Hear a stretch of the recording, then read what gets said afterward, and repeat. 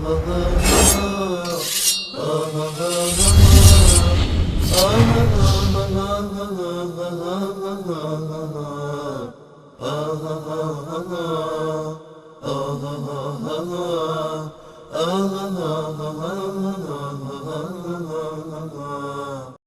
سلام علیکم بفرمایید. الو سلام علیکم. علیکم السلام و رحمت الله و برکاته. من جلال هستم از تهران. آقای جلال هستم از تهران. آقا جلال بفرمایید. آقای انصاری عزیز، من میخواستم در مورد یه مطلبی صحبت بکنم. البته من یه ایمیلی برای شما فرستادم که داخل اون ایمیل یک کلیپ ویدیویی هست که یه تعدادی افراد دور قبر اون آقای کوروش نمیدونم کبیر هرکی هستش دور اون جمع شدن و ندا سر میزنن، فریاد سر میزنن که ما عرب نمیپرستیم. حالا اون عرب قطعا مشخصا منظورشون پیامبر اکرم هستش دیگه، یعنی ما مسلمان نیستیم و پیغمبر قبول نداریم. و جالب اینجاست داخل همون افرادی که اونجا هستن پلیس هم هست. بله. حالا بس اینجاست که من خیلی بعضی وقتا فکر میکنم اینکه آیا حکومت ما، دولت ما، آیا واقعا دنبال این هست که مردم ما اسلام رو قبول بکنن و سعی بکنه کسانی که اسلام رو قبول ندارن بکشونه به سمت اسلام با حرفای قشنگ، با رفتار قشنگ، با کتاب‌های خوب، با فیلم‌های خوب، هر چی. ولی می‌بینیم که در طول سال‌های گذشته مردم ما مخصوصا جوان‌هایی که میرن دنبال درس و دانشگاه و اینا به وفور از اسلام روی گردون میشن، میرن به سمت ایران پرستی، میهن پرستی، کوروش و زرتشت و امثال اینا. بله. اسلامی که در اون زشتی و ناپاکی باشه عاقبتش همین میشه. اما اسلامی که در اون پاکی و صداقت و درستی باشه قطعا موفق خواهد بود. اسلامی که پیامبر اکرم صلی الله علیه و آله و سلم زمانی که مردم رو هدایت میکرد 6 سال طول کشید، در طول 6 سال 40 نفر فقط به ایشون ایمان آوردن. 40 نفر که 30 نفرشون آدم‌هایی بودن که یا بردی بودن یا فقیر بودن یا اسم و رسمی نداشتن اینا. درست. فقط تعداد اندک مثل ابوبکر صدیق یا عثمان یا طلحه و زبیر رضی الله عنهم اجمعین بهشون ایمان آوردن. اما وقتی که خود مردم نگاه میکنن به اون اسلامی که اینها بهش اعتقاد دارن، این اشخاص بهش اعتقاد دارن، چون مردم یه ضرب مثلی هست که میگن عقل آدم به چشمشونه. ما چشممون میبینه که طرف مقابل داره چه کاری انجام میده. وقتی میدیدن که اصحاب گرامی پیامبر چقدر اخلاقشون عوض شده، اخلاقی که قبل از اینکه ایمان بیارن خیلی هاشون خب بت پرست بودن و اخلاق جاهلیت داشتن، دیگه به عرب جاهلیت معروف بودن. بله. و بسیاری از رفتارهایی که هر آدم عاقلی که وقتی نگاه بکنه این رو زشت میدونه، اینا کاملا از اون قالب در اومدن به یه قالبی رسیدن که هر رفتار و کرداری که اینا دارن آدم ازش خوشش میاد. خب این مردم وقتی این صحابی رو میبینند متوجه میشن که بابا این دینی که اینا دارن میپرستن، این دین داره آدم رو به سمت خوبی ها هدایت میکنه. بله. و همین میشه که در طول 23 سال بیشتر از 120,000 نفر میان ایمان میارن و در کمتر از 50 سال تقریبا 1/3 دنیا به این دین ایمان میارن. اما در کشور ما متاسفانه کاملا برعکس این. درست.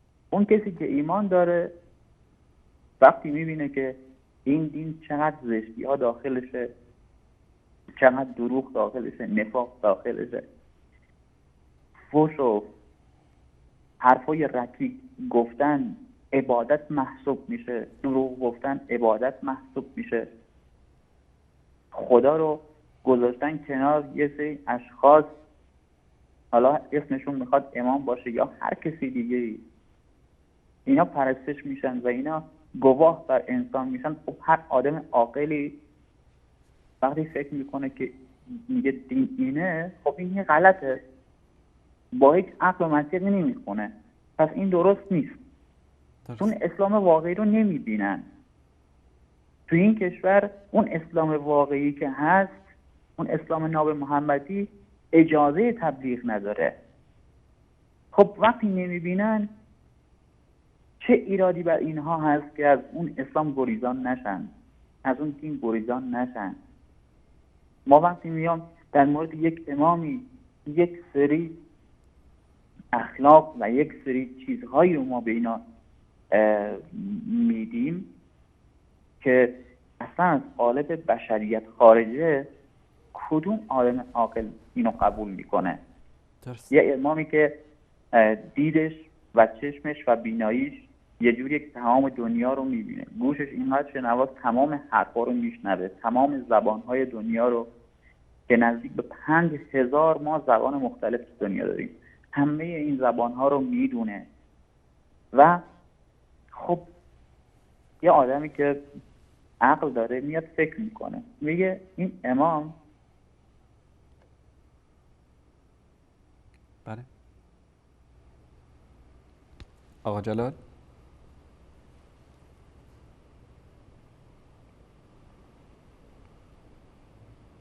آقا جلال برادر عزیز،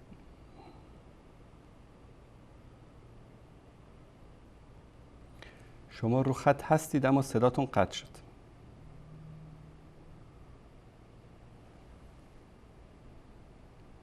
بله، مثل اینکه شماره تلفن رو بستن. احمد جان اگر شما لطف کنید شماره تلفن رو عوض بکنید تا موقعی که شماره تلفن جدید اعلان بشه، چون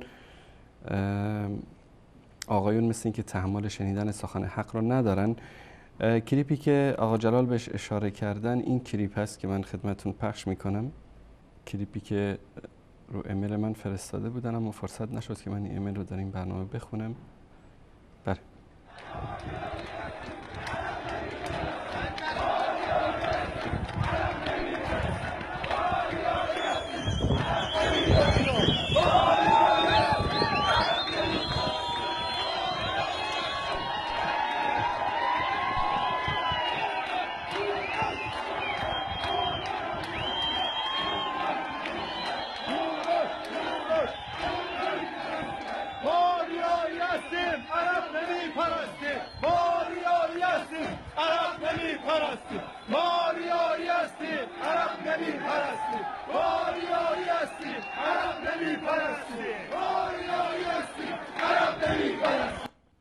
این کلیپی بود که برادرمون آقا جلال فرستاده بودن. اگر دوباره تماس ایشون برقرار شد احمد جان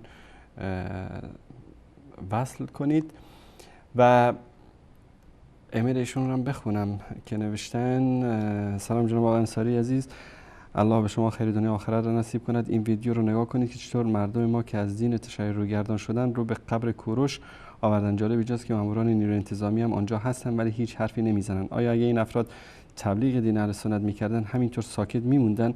معلوم است که هدفی جز این ندارن که مردم ما را از اسلام دور کنن. جزاکم الله خیر. تشکر آقا جلال برادر عزیز، واقعا مطلب مهمی رو اشاره کردید. ببینید، من یک زمانی میخواستم در مورد سیرت مطالعه بکنم. قبل از اینکه کتب سیرت اهل سنت رو بخونم، اولین کتاب فکر کنم رحیق المختوم بود که خوندم. بعد از اون رفتم به سراغ کتب سیرت که در مورد زندگی پیامبر صلی الله علیه و سلم شیعیان نوشتن.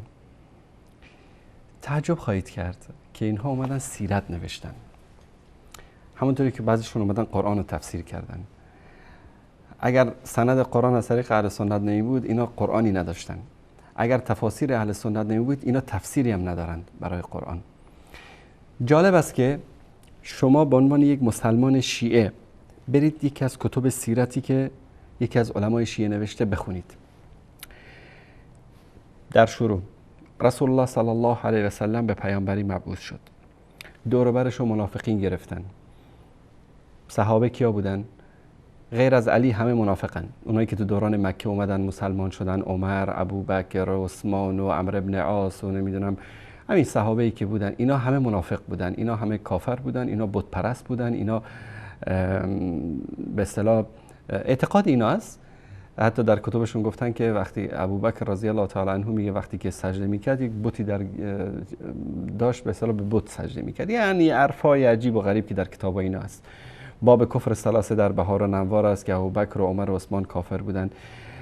بعد اینا صحابه هستن. حالا شما بخواید به عنوان یک شیعه بعثت رسول الله صلی الله علیه و سلم و دعوت در مکه رو بخونید. تعداد منافق اطراف پیامبر رو فرا گرفتن و همه در پی توطئه هستن، در پی این هستن که زودتر پیامبر به مال و منالی میرسه که تا به اینها هم چیزی برسه. در کتب سیرتی که شیعه نوشتن میریم وارد خانه رسول الله صلی الله علیه و سلم میشیم. در خانه پیامبر کی است؟ 4 تا زنی که تو خونه پیامبر از اینا علیه بالله منافق هستن، اینها کافر هستن، اینها اعتقادی به نبوت محمد مصطفی صلی الله علیه و سلم ندارن، اینا رو به زور به پیامبر دادن، پیامبر اینا رو دوست نداره. میریم از خونه خارج میشیم میریم به مدینه.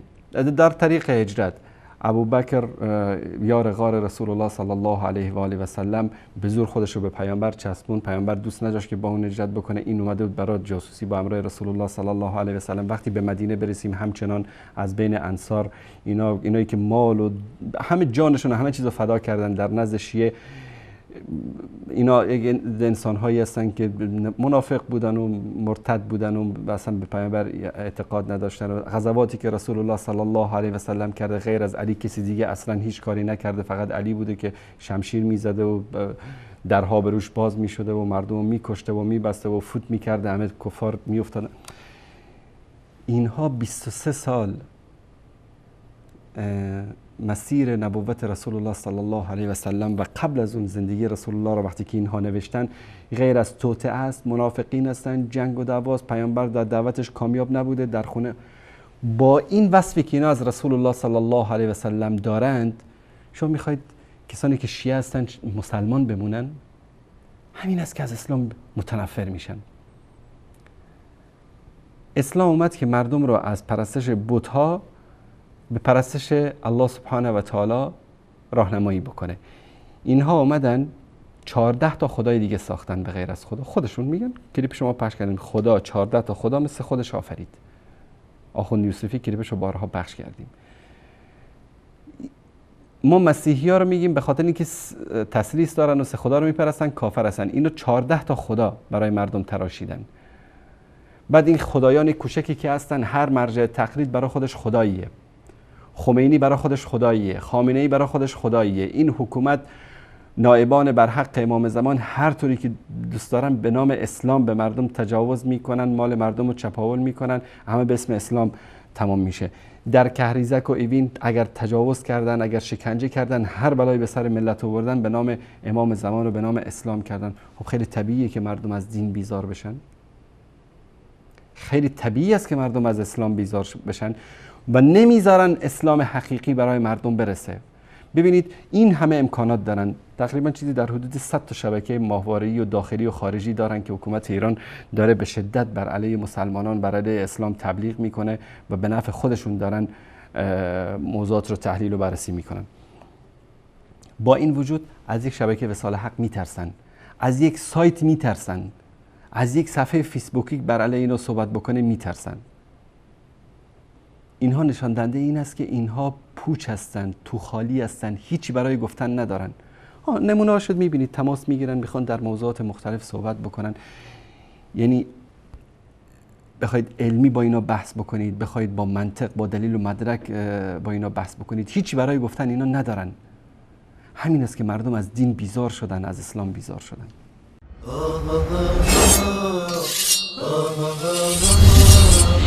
Oh